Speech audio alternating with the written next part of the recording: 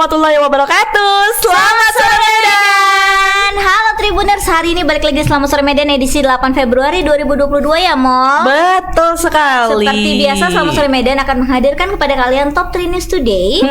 Yang akan kita bacakan sore hari ini seperti biasanya ya Kak Yot. Oke, kalau gitu kita mulai aja nih. Oh, kita perkenalan diri dulu. Kenapa gitu? Karena kan Molly jarang-jarang kan, kayak host baku tempel modelnya. Host tembaan ini. Kapan ada dibutuhkan aja baru muncul modelnya kan. Harusnya harus salah satu yang anak muda sama anak tua. Mana ya mereka berdua? Lagi sakit yang anak tuanya. Anak muda mau nikah kayaknya ya. Amin, doakan saja ya. Sama Gadiah Minang. Bener gak sih? Aduh ya udahlah, nanti kita tunggulah undangannya ya. Nanti dikabarin, seluruh Tribuners dikabarin ya kan. Tapi jangan lama-lama nggak masuk lah. Honor jalan terus yang sana. Kita nggak ada ya kan. Oke, langsung ke berita pertama Molly. Oke, berita pertama ini ada dari Madrasah Aliyah Negeri atau MAN 1 Medan menghentikan sementara kegiatan pembelajaran tatap muka atau PTM. Kenapa kegiatan ya? di sekolah itu dihentikan karena diduga sejumlah pelajar terkonfirmasi positif COVID-19, Kak. Astaga. Para pelajar pun terpaksa kembali mengikuti pembelajaran jarak jauh dari rumah. Terus juga salah seorang pedagang yang berjualan di sekitar sekolah menyebut bahwa ia mendapat informasi sekolah tersebut memang tutup. Namun dia mengatakan tidak mengetahui secara pasti apa alasan MAN 1 Medan itu diliburkan. Dari tanggal berapa? Dari tanggal 7 sampai tanggal 12 informasi yang diterima. Kan ya. Sementara dari Kepala Dinas Kesehatan Kota Medan, Taufik Ririansyah, membenarkan adanya pelajar di MAN 1 Medan terpapar COVID-19. Waduh. Ia menjelaskan bahwa pihaknya mendapat laporan dari Dinas Pendidikan Kota Medan sejak Sabtu 8 Februari 2022 lalu. Jadi Taufik bilang di MAN 1 Medan itu resmi ditutup sementara hingga waktu yang tidak ditentukan. Gitu. Sedangkan bisa tapi jadi diperpanjang ya dari tanggal 12 ya. Karena kan pengumumannya sampai tanggal 12, tapi dari pihak dinasnya belum memastikan sampai kapan buka lagi. Karena sudah 5% yang bergejala COVID berdasarkan hasil tracing, maka sekolah ditutup sementara. Sedangkan kalau misalnya cuma satu orang tuh, cuma satu kelas itu aja yang ditutup, Kak. Oh, ini sudah 5%. Ya. Udah banyak ya. Mengetahui adanya siswa yang terpapar, Taufik menghimbau agar seluruh sekolah untuk tetap menjaga prokes dengan ketat. Jadi Tribun Medan tadi ke lokasi ngelihat sekolahnya memang sepi, nggak ada kegiatan, nggak ada siswa, nggak ada guru juga. Mulai semalam berarti ya. Benar. Oke, ini ada videonya kali ya? Ada, kita tonton dulu videonya.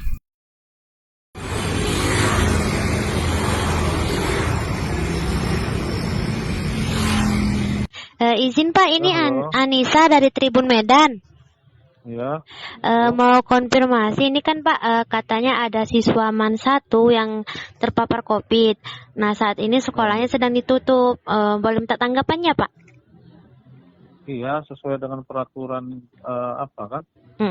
Memang kalau ada satu orang dari yang positif, yang satu lokal harus daringkan dulu sekolahnya. Oh, satu lokal. Satu sekolah ya Pak? Nah, kalau dia 5%, lebih dari 5% dari jumlah yang di tracing, itu sekolahnya harus diliburkan, didaringkan. Oh, berarti saat ini kan sekolah ditutup total Pak. Berarti itu udah. Iya. Kemarin, berarti sudah ada. Iya, udahlah. Berarti kalau memang sudah lebih dari di bawah 5%. Berarti itu kemarin laporannya masih satu orang ya Pak? Atau kayak mana Pak? Satu orang, kemudian di tracing, yang lainnya mungkin hasilnya ada yang positif mungkin. Saya belum lihat juga itu. Oh, berarti dari distrik udah nerima dari Dinkes sudah nerima laporan ya Pak? Sudah. Oh, nerima laporan dari distrik bahwa itu akan diadakan daring atau ada yang terpapar tatap muka. Berarti itu kan satu orang yang terkenal itu siswa ya Pak? Ya, kalau di MAN 2 ya. MAN 2 atau MAN 1? MAN 1 Pak. MAN 1. Yang di Jalan Pancing kan? Iya.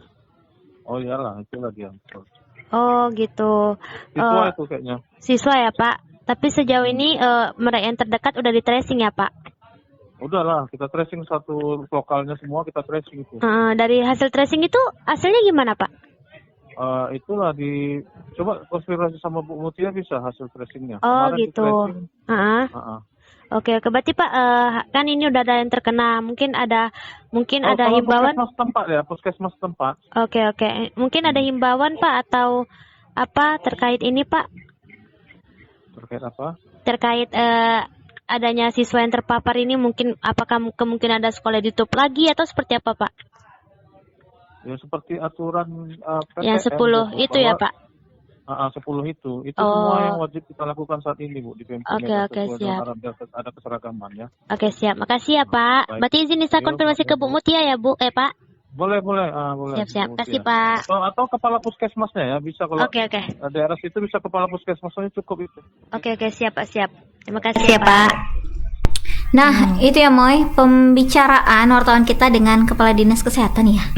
Kabarnya ya. Oke, kita sudah langsung tersambung dengan wartawan kita. Alfiansyah. Dipanggil langsung ya. Halo. Halo Alfiansyah. Kayak opa gitu ya, opa Korea. Tapi tadi wawancara perempuan, suaranya berubah sekarang. Alfiansyah apa gimana? Oke. Ya, halo Molly. Yuta. Yes, Vian, bagaimana ini tentang ada dugaan bahwasanya ada salah satu siswa dari MAN 1 yang terkena COVID-19. Ya, mungkin dari awal itu bagaimana mengetahui bahwasanya ada kasus di situ? Awal mulanya bagaimana ceritanya? Ya, baik Kak Yuta dan juga Molly dan juga para tribun di rumah. Ya, barusan kita sempat mewawancarai kepala sekolah MAN 1 Medan, Pak Faisal. Dia membenarkan bahwasanya ada dua orang siswinya yang terkena COVID-19. Informasinya dua tadi setelah kita wawancarai kepala sekolah barusan saja, ia mengatakan ada 2 orang siswinya yang mengalami COVID-19. Awal mulanya katanya memang siswi ini tidak bersekolah udah seminggu karena mengalami sakit. Namun orang tuanya melakukan tes swab kepada si siswi ini, namun hasilnya itu positif. Lalu pihak orang tuanya ini melaporkannya kepada pihak sekolah, lalu pihak sekolah menghentikan aktivitas di sekolah tersebut dan memilih daring begitu dari rumah. Sejak hari Senin sampai hari Sabtu mendatang. Oke. Terus untuk varian dari si penderitanya ini, nggak tahu belum apakah yang terbaru sudah ditelusuri belum, Vian? Ya, untuk variannya kepala sekolah katanya masih berkoordinasi sama pihak kesehatan. Sejauh ini dia hanya mendapati informasi bahwasanya siswinya ini terkena virus COVID-19. Hanya itu saja Kak informasi dari kepala sekolahnya. Oke. Ternyata ada 2 orang juga tapi ya. Iya, makanya kalau 2 orang berarti ada nggak kira-kira indikasinya bahwa saya klaster dari sekolah atau dari luar sekolah? Bagaimana indikasinya? Ya, kalau indikasinya Kak, karena keterangan tadi kepala sekolah, siswinya ini udah ada seminggu tidak masuk sekolah. Setelah dikabarkan oleh orang tuanya, siswi ini ternyata kena virus COVID-19. Mungkin Kak prediksinya dia itu terkena virus di luar sekolah Kak. Namun ketakutan dari pihak sekolah akan menular ke siswi ataupun para pengajar lainnya, makanya pihak sekolah mengadakan sekolah secara daring Kak. Oke, tadi disebutkan 2 orang ya yang terpapar. Itu dua-duanya 1 minggu sebelumnya tidak masuk sekolah atau memang taman 1 aja, yang 1 lagi bagaimana? Berbarengan atau enggak gitu? Ya, setelah kena 1 orang itu pihak sekolah mengadakan tes PCR gitu Kak. Ternyata yang 1 orang itu reaktif. Lalu pihak sekolah ini langsung memberhentikan aktivitas di sekolah itu. Oh, jadi yang satu sudah sakit duluan, baru ketika dapat kabar ya. baru di tracing dapat yang reaktif. Tapi Vian, kalau di antara 2 siswi ini satu lokal atau berbeda lokal? Ya, tadi sempat juga kita pertanyakan sama kepala sekolahnya. Ia mengatakan bahwasanya kedua siswi ini tidak tidak satu kelas. Oh, tidak ataupun ya. berbeda. Oke, berarti indikasinya kayaknya dapat klaster dari luar sekolah ya. Terus ada nggak imbauan dari Kepala Dinas Kesehatan untuk sekolah-sekolah lain? Kemungkinan mungkin akan berdampak melakukan juga gitu, akan jadinya. melakukan tracing lagi atau istilahnya tes lah secara keseluruhan kepada siswanya sebelum ada yang terjangkit. Ya, himbauannya Kak, tadi kepala sekolah juga mengimbau agar kepada yang lain agar tetap menjaga protokol kesehatan Kak yang telah diterapkan, dan juga tetap menjaga jarak satu sama lain agar terhindar dari virus COVID-19. Kalau untuk pemeriksaannya sendiri tidak ada tindakankah dari Dinas Kesehatan, maksudnya ya secara mandiri lah kepada sekolah-sekolah yang lain untuk tracing siswanya gitu? Atau bisa sebelum jadi menyebar? Melakukan rutin pengecekan gitu dari pihak sekolah, ada nggak gitu? Ya, terkait hal tersebut Kak, pihak kesehatan belum memberikan keterangan Kak. Namun tadi kepala sekolah MAN 1 ini mengatakan ketika akan bersekolah lagi apakah murid-muridnya ini dilakukan tes web, dia mengatakan akan berkoordinasi kembali dan akan berdiskusi Kak sama Dinas Kesehatan apakah perlu nantinya para siswi ini sebelum masuk sekolah di hari Senin mendatang melakukan swab atau tidak.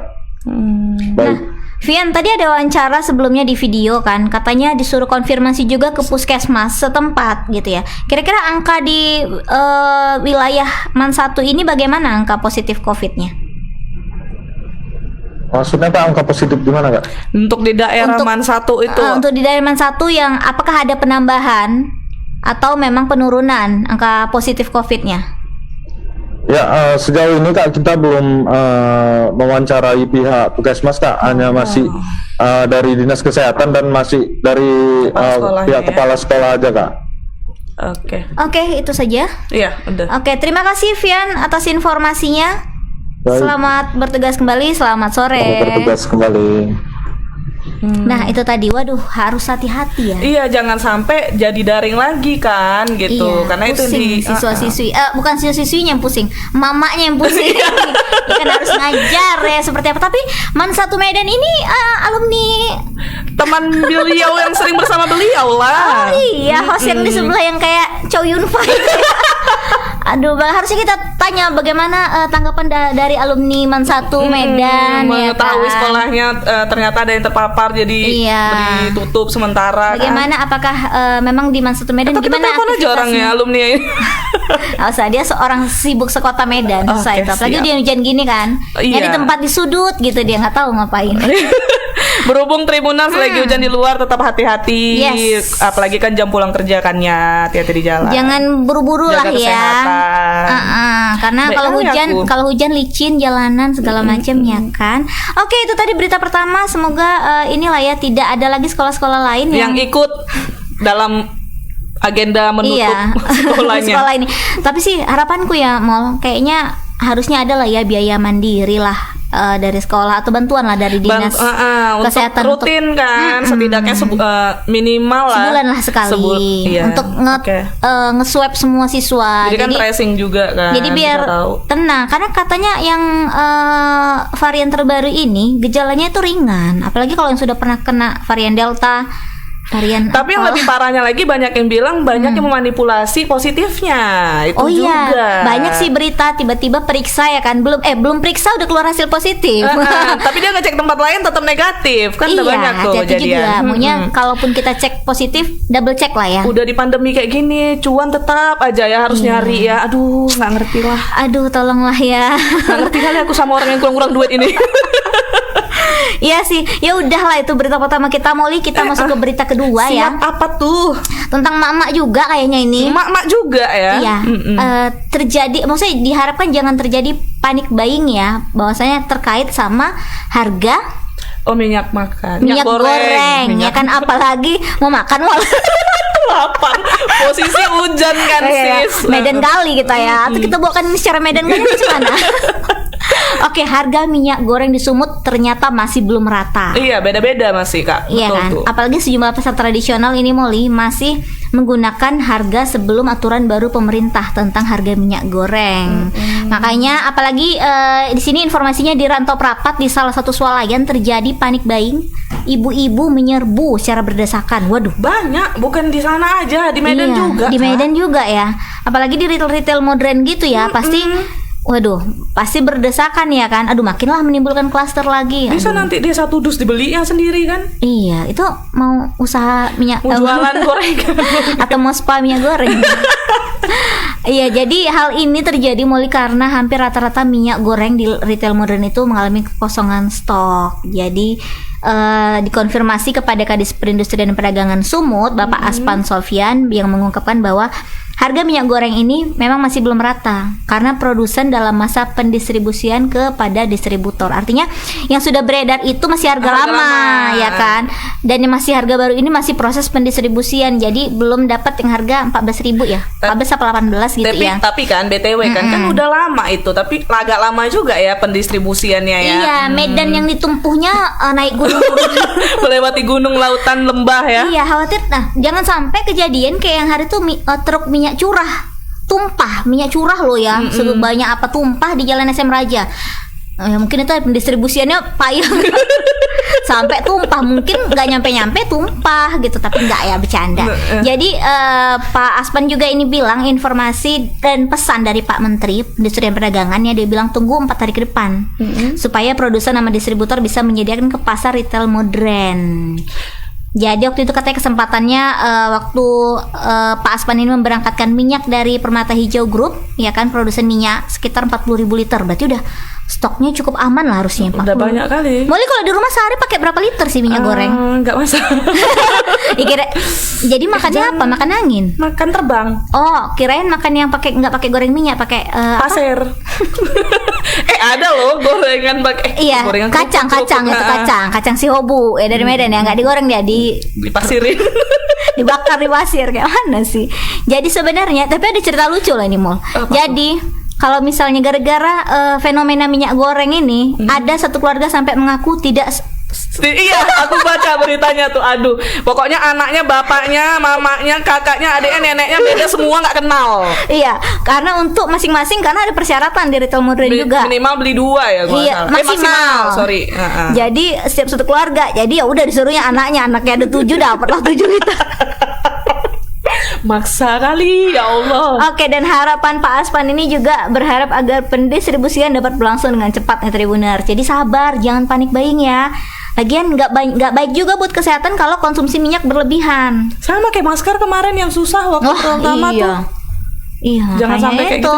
Santai aja gitu ya. Belinya secukupnya, nanti habis beli lagi supaya semua dapat merata. Iya, dan nggak ada oknum-oknum yang memanfaatkan seperti ini. Jadinya harga dinaikkan karena nggak ada di retail sana nggak ada. Ya udah tempat aku, ya mau lu mau enggak gitu kan. Dengan harga yang lebih mahal kan. Iya, tapi itu tadi lah, pola hidup bisa lah dirubah juga. Kalaupun misalnya minyak goreng mahal, tapi tenang aja kan, dari Dinas Perindustrian dan Perdagangan kan ada penetapan harga eceran tertingginya gitu. Jadi kalau di luar itu bisa dilapor, bisa mau ya. Apalagi kalau di pasar tradisional gitu kan, nggak boleh suka-suka hati. Kalau di retail modern kan sudah ada price tag-nya ya kan, nggak bisa macam-macam. Dan untuk dapat memastikan proses pendistribusian ini berjalan lancar, Disperindak Sumut ini Molly terus berkoordinasi dan melakukan pemantauan untuk tahap distribusinya sampai ke tangan konsumen, ya kan. Dipastikan ya, jangan ada yang nimbun-nimbun lah ya. Iya, karena istilahnya masyarakat kan beranggapan sekarang ini minyak goreng harganya 14.000 karena operasi pasar, artinya saat-saat tertentu, padahal enggak ya. 14.000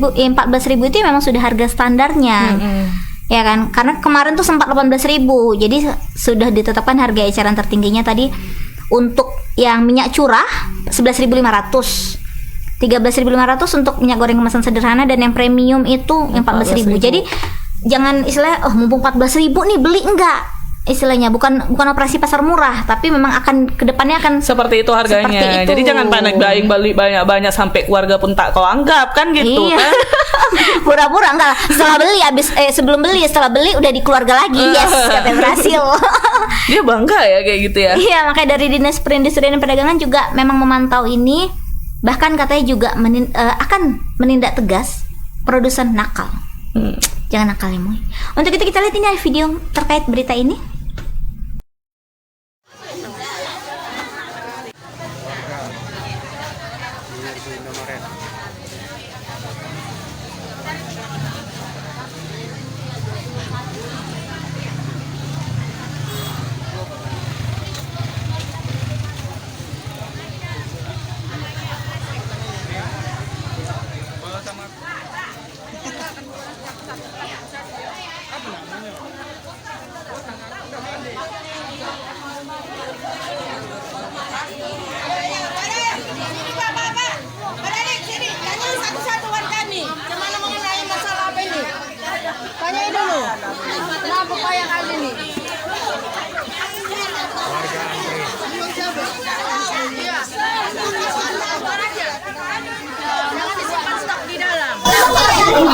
Nah, sampai kayak gitu.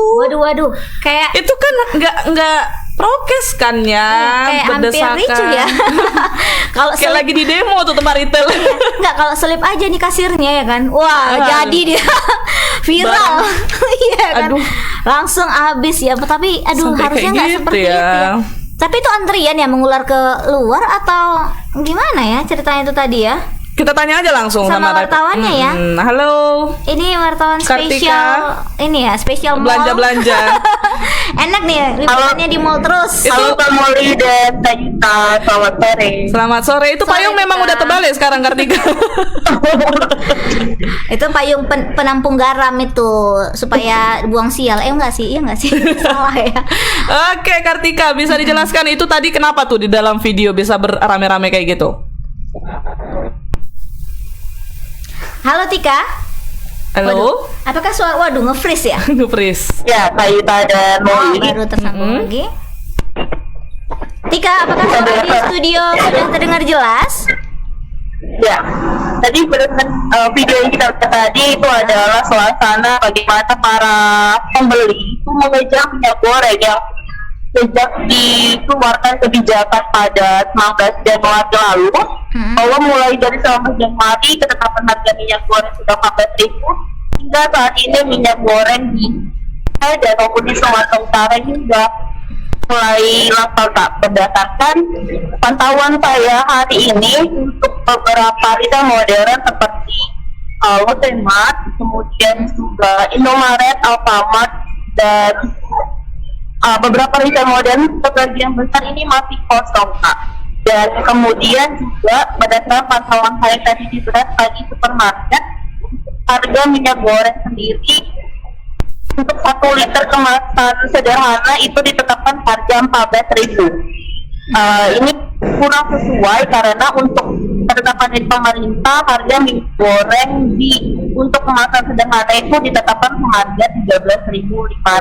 Namun walaupun harga belum sesuai, namun masih banyak masyarakat yang berburu minyak goreng untuk kemasan 1 liter karena memang hampir di semua retail itu minyak goreng kosong. Jadi para pembeli ini rela untuk membeli minyak goreng walaupun di sedikit agak mahal, beda 500 ya Kak ya, dibanding kemasan premium dengan kemasan sederhana seperti itu. Oke, Tika, jika di retail modernnya kosong, bagaimana situasi di pasar tradisional? Nah, kalau untuk situasi di pasar tradisional, dari pagi yang saya pantau untuk pasar, contohnya pasar MMC itu ada stoknya, namun masih menggunakan harga normal, Pak, sekitar Rp38.000 untuk kemasan 2 liter. Nah, tadi mereka mengatakan alasannya ini lantaran mereka ingin menghabiskan stok yang tidak mereka beli dengan modal yang memang sudah di atas harga normal. Jadi ketika mereka sudah habiskan harga yang normal itu mereka baru menggunakan harga dari pemerintah. Dan untuk stok di pasar tradisional masih ada. Oh, masih ada tapi masih Harganya menggunakan harga yang lama gitu ya, karena untuk menghabiskan stok yang lama juga. Tika, jadi apa nih kebijakan dari Dinas Perindustrian dan Perdagangan untuk mengatasi situasi ini gitu? Nah, tadi berdasarkan yang saya konfirmasi dari Kadis Perindustrian dan Perdagangan, Bapak Asman Sokji mengatakan bahwa mereka akan terus berkoordinasi dengan pihak produsen ataupun pihak distributor untuk memastikan bahwa distribusi minyak goreng dari produsen ini akan bisa terpenuhi pada pekan ini. Jadi mereka meminta waktu 3 sampai 4 hari, Kak. Karena memang sejak tanggal 19 itu ada 2 kebijakan yang dikeluarkan oleh Kemendak, sehingga pihak produsen ini perlu menyesuaikan antara stok dan juga harga yang sudah ditetapkan di pasaran. Oh, berarti nanti akan ada penetapan harga secara standar ya di semua retail modern tentunya ya. Iya benar, Kak. Oke, Tika, kalau misalnya nih sudah masuk stok baru nih dari ke retail modern, apakah nanti akan ada kebijakan buat pembeli bahwasanya untuk menghindari penimbunan pembelian gitu? Apakah akan ada yang sudah diwawancarai nggak yang dari retail modernnya? Dari tanggal 19 Januari lalu pihak kita juga sudah membatasi, Kak, untuk masyarakat itu maksimal membeli 2 liter saja. Hingga saat ini juga beberapa hampir semua retail seperti contohnya tadi di beras dan supermarket, mereka memaksimalkan hanya 2 liter saja. Jadi kalau kemasan 1 liter itu ada 2 kemasan maksimalnya seperti itu. Nah terus Kartika, untuk misalnya kayak kejadian kemarin tuh ada yang nggak ngaku jadi keluarga, itu bisa nggak sih dihandle sama pihak retailnya untuk kejadiannya jangan terulang lagi? Kalau untuk kejadian tidak mengakui sama keluarganya itu sebenarnya bukan permasalahan yang besar juga sih, Pak Oli dan Kak Yuta, karena memang itu tidak ada ketetapan sanksi secara khusus tidak mengenali keluarga. Namun diharapkan untuk pembeli ini dapat berbelanja secara bijak seperti itu. Jadi untuk satu keluarga itu jangan membeli lebih dari batas yang ditentukan, karena pihak Disperindak juga memastikan bahwa minyak goreng ini akan aman hingga 6 bulan ke depan. Jadi banyak masyarakat yang beranggapan bahwa harga minyak goreng ini untuk operasi pasar murah yang hanya dalam waktu sebentar. Sebenarnya tidak ya, berlaku sampai 6 bulan ke depan. Jadi diharapkan masyarakat tidak akan panik buying. Tuh harapannya ya. Tika, ini kan minyak goreng nih ya, bahan pokok. Ada nggak bahan pokok lainnya yang kira-kira langka nggak?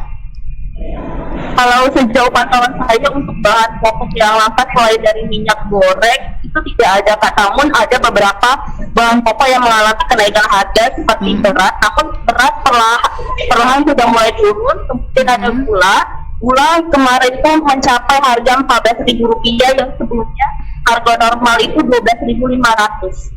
Namun sejauh ini perlahan akan turun dipastikan oleh pihak Disperindak. Ya, kita harapkan dari Dinas Perindustrian dan Perdagangan bisa ini ya memantau ya supaya tidak ada harga yang bebas ya dari produsen nakal. Oke, Molly sudah? Sudah. Oke, terima kasih Tika atas informasinya. Ditunggu. Selamat bertugas kembali. Selamat sore. Selamat sore. Nah, Mol, mungkin salah satu menyikapi kelangkaan minyak goreng ini ya bijak-bijaklah ibu-ibu rumah tangga untuk satu keluarga ya. Iya, ibu-ibu rumah tangga untuk mungkin mengolah makanannya tidak goreng-goreng. Ya kan? Mungkin direbus-rebus. Nyayur bisa terus. kan ngefek juga ke kesehatan ya kan? Atau di air fryer ya namanya ya, yang dia jalan. Itu mahal ya. Aduh, beli minyak goreng selisih 2.000 aja. Ada yang komen ini, Mona Liberi, dia bilang nggak ada pun di minimarket. Iya, memang. Tuh karena banyak yang melakukan stok-stok untuk di rumahnya masing-masing, belinya banyak. Panic buying tadi. Enggaknya kita mau diserang zombie kan. Jadi harus stok banyak-banyak di rumah. Enggak. Bahkan tadi sudah ditegaskan kembali melalui wartawan kita dari Disperindaknya juga ya, memang harga 14.000 itu bukan operasi pasar murah. Akan kedepannya akan seperti itu. Jadi jangan salah kaprah ya. Takut nanti harganya naik jadi banyak-banyak dibeli, enggak gitu. Enggak. Nanti Bu, juga Bu, kalau enggak, Bu. kebanyakan beli nanti kayak penimbun masker ya kan. Udah banyak dibeli, tiba-tiba harga minyaknya sekarang harga minyaknya standar, waduh nggak bisa jual kan, akhirnya pakai sendiri kan, nggak mungkin. Atau dijual lebih murah lagi, rugi ya kan. Nanti beli minyak terus lupa beli bahan baku yang lain. Mau masak apa? Masak minyak. Makanya jangan dong minum minyak juga untuk orang hamil ya, katanya bagus. Tapi kalau orang normal jangan ya diminum minyaknya. Minum tadi. Oke, itu tadi berita kedua kita ya. Buat ibu-ibu mungkin sudah ada sedikit kelegaan katanya dalam sepekan ke depan nanti 3-4 hari tadi ya, dibilang. akan dipastikan untuk pendistribusiannya secara merata ke retail modern ya. Tapi kalau misalnya memang udah terdesak ya keluar duit sedikit lah Mol untuk beli minyak goreng curah walaupun harga lebih mahal dari minyak goreng yang kemasan. Oke, kita ke berita ketiga, ada apa Molly? Berita ketiga, nggak kakak nih? Oh ya, siapa bebas sih? Oke, aku lah ya. Berita ketiga itu Kepala Ombudsman RI Perwakilan Sumut Abiyadi Siregar menanggapi tentang pungli dana BOK yang dikutip dari honorer tenaga kesehatan di Kabupaten Simalungun, Kak. Wah, kita ke Simalungun sekarang ya. Abiyadi meminta pejabat Dinas Kesehatan Kabupaten Simalungun memiliki payung hukum yang jelas tentang kasus pemotongan dana bantuan operasional kesehatan atau BOK yang diterima para tenaga kesehatan. Sebab praktik yang tak memiliki dasar hukum dalam pemotongan hak pegawai seperti ini bisa mengarah kepada pungutan liar. Wah, benar. Pungli, kalau nggak ada aturan-aturannya pungli jelas. Jadi Abiyadi menuturkan ombudsman yang diamanahkan dengan kewenangan mengawasi penyelenggaraan pelayanan publik baik yang diselenggarakan oleh penyelenggara negara dan pemerintah akan memantau terus dugaan pungli ini. Kan nggak bagus kan? Ya iyalah, udah capek-capek loh tenaga kesehatan istilahnya mendedikasikan dirinya untuk di garda terdepan COVID, tiba-tiba dipotong, ya kan? Kurang duit terus banyak manusia nih ya. Abiyadi sendiri merasa heran bila Pemkab Simalungun ternyata menutupi kasus ini. Waduh. Yang merasa sangat tak manusiawi bila hak pegawai yang masih berstatus honorer diakali pemimpinnya. Itu sih ya, kalau nasib honorer ya nggak bisa ngomong, ya kan? Kalau ngomong ya udah kontrak mau diputus, ya udah diem lah Pak. Jadi tega ya. Abiyadi sendiri mengaku sudah menanyakan kasus ini kepada Bupati dan Sekda Kabupaten Simalungun. Ia juga meminta aparat penegak hukum bisa menindaklanjuti kasus ini dengan segera. Bahkan sebagai bentuk keseriusan, Ombudsman RI Perwakilan Sumut siap menerima laporan pegawai honorer dengan menjamin identitas pelapor dirahasiakan bila khawatir keamanannya terganggu. Sementara itu Bupati Simalungun Radiapo Hasiholan Sinaga mengatakan kasus ini masih dalam pemeriksaan. Inspektorat Kabupaten Simalungun adapun hasilnya akan disampaikan kemudian hari. Terus Kepala Dinas Kesehatan Edwin T. Simanjunta menilai temuan pungli dana BOK ini terjadi pada masa pimpinan Lydia Saragih, Kepala Dinas Kesehatan sebelumnya. Jadi udah dari sebelumnya. Iya, tahun anggaran tahun berapa ini ya? Nanti kita tanya wartawan kayaknya, tapi ada videonya enggak ya? Enggak ada. Jadi berarti kita langsung tanya nih sama wartawannya nih ya. Aduh, terkait uang-uang ini banyak kali kemarin kasus korupsi. Iya. Aduh, iya sih. Halo Abang Opa Alija ya. Kita tersambung dengan wartawan kita Alija Maghribi. Maghrib Abang lain. Selamat sore Alija. Selamat sore. Boleh diceritakan tentang perkembangan dari penemuan dugaan pungli dari dana BOK di Kabupaten Simalungun ini bagaimana? Silakan. Ya, informasi tentang adanya dugaan pungli dana BOK ini bantuan operasional kesehatan kita peroleh dari tenaga honorer yang minta. Halo. Waduh.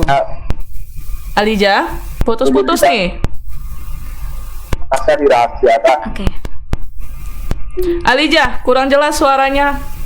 Boleh diulangi lagi? Mohon maaf tadi nge-freeze, suaranya nggak keluar. Halo Alija. Memiliki video untuk Alija, maaf bisa diulangi dari awal dulu Alija. Abang Alija. Suaranya putus-putus Bang. Ulang Bang. Oke. Nah, informasi tentang adanya dugaan pungutan liar dana BOK ini kita peroleh dari tenaga honorer yang memang haknya itu dipotong oleh Dinas Kesehatan pada Desember 2021. Pemotongan itu dilakukan oleh bendahara puskesmas dan kepala puskesmas mereka masing-masing. Waduh. Mbak Yuda dan Mbak Nugi. Dari tingkat puskesmas berarti ini ya. Puskesmas di Simalungun kan banyak tuh. Boleh tahu nggak puskesmas mana? Nah, pemotongan ini yang seperti informasi yang kita terima itu terjadi di puskesmas Sarimatondang di Kecamatan Pematang Sidamani, kemudian Puskesmas Lampu Merah, Kecamatan Siantar, dan Puskesmas Raya di pusat pemerintahan. Banyak juga. Banyak ya. Udah tahu belum berapa total yang dipungli untuk dana BOK ini, Alija? Nah, pungli ini tenaga kesehatan itu kan BOK-nya sendiri sesuai dengan beban kerjanya. Jadi uang BOK ini sesuai dengan beban kerjanya. Misalnya satu bulan ada yang mendapatkan 2,4 juta dan ada yang mendapatkan 9 juta. Nah, potongan ini rata-rata umumnya itu separuh dari yang diterima tenaga honorer begitu. Ya. Ada nggak ini informasi atau penjelasan dari Dinas Kesehatan terkait pemotongan ini? Alasannya apa gitu? Apakah ada memang SK-nya atau memang aturan-aturannya gitu? Ada nggak? Dia mengambil aja gitu. Alija? Nggak ada suaranya, Opa. Waduh, Alija, halo. Bang Alija, suaranya nggak ada, Bang. Aduh, mohon maaf Tribuners, sepertinya ada gangguan. Halo Bang Alija, boleh diulang? Ulang dari awal. Mohon maaf ya Tribuners ya, kita ada Bang Alija suaranya nggak kedengeran, Bang. kesalahan teknis ini ya sama wartawannya. Sebelumnya kita sudah mewawancarai Kepala Dinas Kesehatan yang baru dilantik. Nah, dia bilang bahwasanya uang itu jadi Uang itu apa? Uang itu uangnya dikemanakan gitu ya? Aduh, jadi khawatiran nanti informasinya jadi ini kan berbeda Jadi yang diterima. jadi salah ya. Kita berusaha tetap ya Tribuners. pimpinan sebelumnya, Kepala Dinas Kesehatan sebelumnya. di mana uang itu Waduh. Di mana uang itu apa tuh Kak? Kakak biasanya bisa nebak. atau untuk belanja kita untuk belanja anggaran yang terbatas ya. Oke, Alija, apakah masih bisa mendengar suara kita dari sana? Masih jelas nggak suara kita Alija? Masih.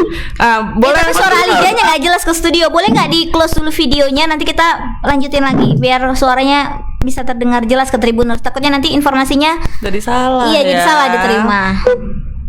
Oke, Alija boleh saya ulangi lagi ya. Alija, halo. Halo. Oke, jadi saya ulangi lagi tadi pertanyaannya adalah untuk pemotongan ini sendiri ada nggak aturan-aturan khusus dari Dinas Kesehatan atau mungkin SK atau apalah yang yang istilah menjelaskan bahwa saya memang ada pemotongan ini secara jelas. Nah, untuk informasi tentang adanya aturan lain yang bisa mengizinkan pemotongan itu kita belum tahu ya, karena uang ini sendiri merupakan transferan dari Kementerian Kesehatan untuk menunjang kegiatan tenaga kesehatan yang sifatnya keluar gitu, seperti sosialisasi di luar dari puskesmas begitu. Nah, untuk hal-hal yang lain kita juga belum tahu, termasuk ini juga menjadi pertanyaan oleh Ombudsman Sumut. Apa dasar hukum dari pemotongan ini? Begitu Kak Ita dan Kak Moli. Kalau boleh tahu ini dana bantuan operasional kesehatannya dari tahun berapa ya? Sudah dilakukan Nah, punglinya. dari informasi yang kita terima ini sebenarnya sudah terjadi pemotongan dari zaman bupati sebelumnya gitu. Waduh, Wah, udah lama periode ya. sebelumnya ya? Berarti yang periode sebelumnya keenakan dong. Nggak ketahuan. Nggak ketahuan. Kena orang inspektorat selesai gitu ya. Dicari nggak tuh ya kira-kira Alija yang periode sebelumnya?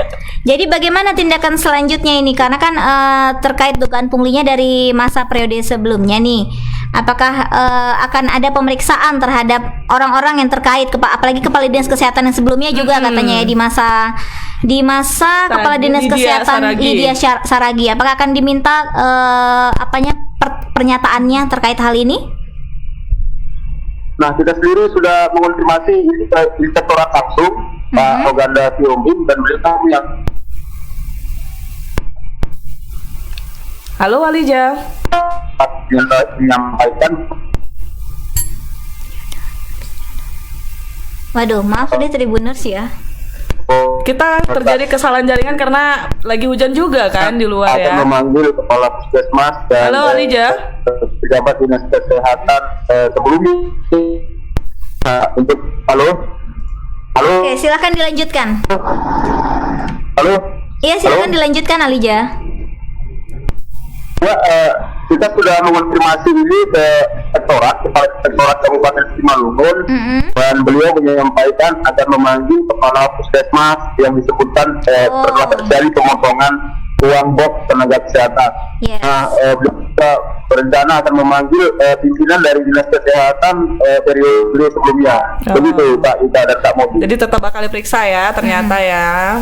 Di sini informasinya Alija bahwasanya Ombudsman RI perwakilan Sumut katanya kan akan menerima laporan pegawai honorer dengan menjamin identitas pelapor. Nah, sudah ada belum informasinya sudah ada belum pelapor yang melapor ke Ombudsman RI? Sudah berapa orang? Nah, untuk ini kita sudah juga mewawancarai Kepala Ombudsman Pak Abdul Regar. Beliau menyampaikan sudah berkoordinasi dengan Komisi Pemberantasan Korupsi. Nah, kemudian untuk laporan dari tenaga kesehatan ini juga belum diterima beliau. Beliau masih menunggu sifatnya. Oke, terima kasih Alija atas informasinya. Kita tunggu ya kabar selanjutnya terkait berita ini Alija. Selamat sore. Oke, selamat tadi ya. bertugas kembali Alija. Pada informasinya agak sepotong-sepotong ya. Mudah-mudahan Tribuners mengerti lah ya. Bahwasanya akan ditindak oleh Ombudsman RI. Bahwasanya dia menerima laporan dengan identitas yang dirahasiakan. Terus pun tadi juga akan ada pemeriksaan terhadap yang kepala sebelumnya. puskesmas yang terkait juga. Kepala kan di puskesmas ada 3 tadi ya disebutkan ya. Lebih dari 3 ya. Pokoknya kepala puskesmas yang disebutkan tadi, kepala puskesmasnya akan dipanggil untuk diperiksa tentunya, dan Kadis Kesehatan sebelumnya. Pokoknya semua oknum-oknum terkait akan diperiksa walaupun sudah lewat masa jabatannya. Kan sering gitu ya kan. Dulu aku menjabat jadi sekda ini, sekarang udah jadi bupati ya kan. Masalah sekda ini muncul. Ketahuan. Berarti kan ditutup-tutupin kemarin ya. Iya, makanya kita harap lah ya jangan ada lah yang bantuan operasional kesehatan ini ya kayak aku bilang tadi loh, istilahnya udah dicapek tuh tenaga kesehatan. Mereka garda terdepan loh untuk menyembuhkan orang-orang di Indonesia ini. Bahkan ya selain dari naluri inilah ya kemanusiaan, ya memang sedikit banyak pasti waduh lumayan insentifnya bisa bantu orang tua. Jadi dia juga semangat bekerjanya di luar, istilahnya nggak melulu tentang insentif, tapi ya di luar, tapi adalah poin di sini yang membuat dia semangat untuk memberantas COVID ini, kita semualah sama-sama. Makanya kita harap kasus ini segera istilahnya diatasi ya, ditangani supaya tahu kemana sih duit para petugas kesehatan ini biar jelas juga. Apalagi honorer loh, biasanya kasihan kali loh ya kan. Yang ibaratnya ya kayak mana harusnya dia dapat loh. Contoh ya, misalnya dia dapat 2 juta kan, tiba-tiba dia harusnya dapat 4 juta, dapatnya cuma 2 juta. Setengahnya loh Kak dipotong. Padahal honorer ini kali sanggup kali pemakan duit orang ya Allah. Dilema juga dia mau ngadu susah, nanti kalau ngadu kontra nggak ada. Salah. Ya udahlah ya, mudah-mudahan tidak ada lagi pejabat-pejabat yang memanfaatkan situasi seperti ini. Oknum tentunya ya. Oke, Molly, itu tadi berita 3 berita kita hari ini. Udah siap Kak? Udah aku di sini aja. Udah hampir sejam loh. nanti kayaknya 3 minggu lagi lah. Enggak lah ya Allah. 3 minggu lagi ya menemani Bang Tajli di sini ya. Oke, Tribuners, terima kasih sudah menyaksikan Selamat Sore Medan edisi 8 Februari 2022. Semoga menambah informasi buat kalian. Tetap ikuti kegiatan-kegiatan atau berita-berita kita di mana, Molly? Nah, ada di Facebook, melempar ya di Facebook, Twitter, Instagram, terus ada TikTok juga, websitenya juga banyak banget. Medan.tribunnews.com, dan yang paling happening Tribun Medan Explore pasti. Iya, kalian bisa lihat referensi, explore mau wisata, explore makanan, kuliner, ada di situ semuanya. Subscribe ya. Jangan lupa subscribe ya. Tanda lonceng. Loh, kok jadi ke situ? Ya biar ada notif. Terbawa ya hostnya ya. Biar ada notif kalau ada postingan terbaru dari Tribun Medan Explore. Oke. Akhir kata kita pamit ya Molia. Saya Tona Setia. Saya Molizatu Ulfa. Dan kru yang bertugas kita pamit undur diri. Assalamualaikum warahmatullahi wabarakatuh. Waalaikumsalam warahmatullahi wabarakatuh. Selamat sore Medan.